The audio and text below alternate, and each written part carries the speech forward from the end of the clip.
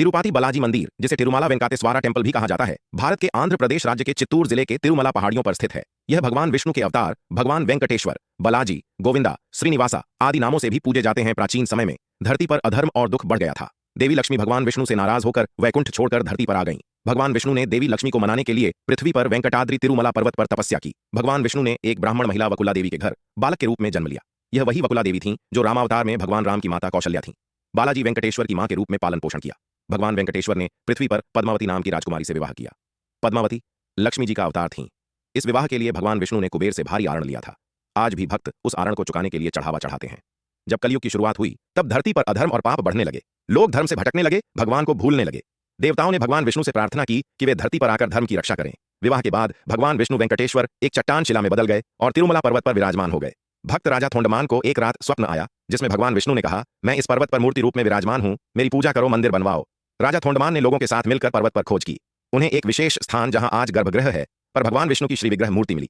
मूर्ति बहुत ही सुंदर, गहरे काले रंग की, स्वयं प्रकट स्वयंभू मानी जाती है। राजा थोंडमान ने वहीं पहला मंदिर बनवाया, एक छोटा सा पत्थर का मंदिर। धीरे धीरे यह मंदिर पल्लव, चोल और विजयनगर साम्राज्य के राजाओं द्वारा विस्तारित होता गया। पल्लव सदी मंदिर का विस्तार किया, विजयनगर साम्राज्य वंश 6वीं सदी शुरुआती संरचना, चोल वंश 9वीं, 14वीं, 16वीं सदी। राजा कृष्णदेव राय ने सोना, धन और भव्य गोपुरम बनवाए। तिरुपति बालाजी का वास्तविक नाम श्री वेंकटेश्वर स्वामी है, जो स्वयं भगवान विष्णु है। भगवान श्री वेंकटेश्वर अपनी पत्नी पद्मावती के साथ तिरुमला में निवास करते हैं। मुताबिक यहाँ आकर चमत्कारिक है। भगवान श्री वेंकटेश्वर की मूर्ति पर बाल लगे हैं जो असली हैं। ये बाल कभी भी उलझते नहीं हैं और हमेशा मुलायम रहते हैं। असली इंसानी बाल हैं। समय समय पर उनकी बढ़त देखी जाती है। यहाँ भगवान श्री वेंकटेश्वर स्वामी खुद विराजमान है। तिरुपति बाला मंदिर में भगवान वेंकटेश्वर की प्रतिमा अलौकिक है।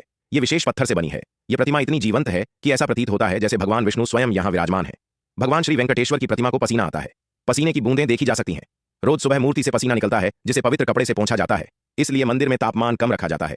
मूर्ति का तापमान 110 डिग्री रहता है, चाहे बाहर ठंड हो या गर्मी। मूर्ति का तापमान हमेशा गर्म रहता है, ठीक एक जीवित शरीर जैसा।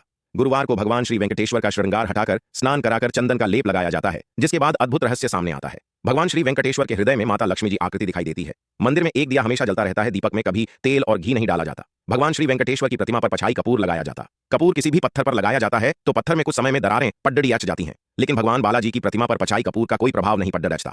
मंदिर के नीचे छिपा खजाना, जिसे आज तक नहीं खोला गया। एक रहस्य यह है कि तिरुपति मंदिर के गर्भगृह के ठीक नीचे एक गुप्त तहखाना वॉल्ट है, जिसमें अकल्पनीय खजाना छिपा है। यह खजाना भगवान विष्णु के श्रीनिवास रूप की सेवा के लिए है। कई सदियों से किसी भी राजा, पुजारी या सरकार ने इसे खोलने की हिम्मत नहीं की। अगर यह खजाना खोला गया तो पृथ्वी पर संतुलन बिगड़ सकता है और अनहोनी हो सकती है। इस खजाने की रक्षा स्वयं शेषनाग करते हैं। जब पुजारी भगवान विष्णु बालाजी की मूर्ति के पास कान लगाकर सुनते हैं तो उन्हें लगता है जैसे वहां से समुद्र की लहरें बह रही। भगवान विष्णु क्षीर सागर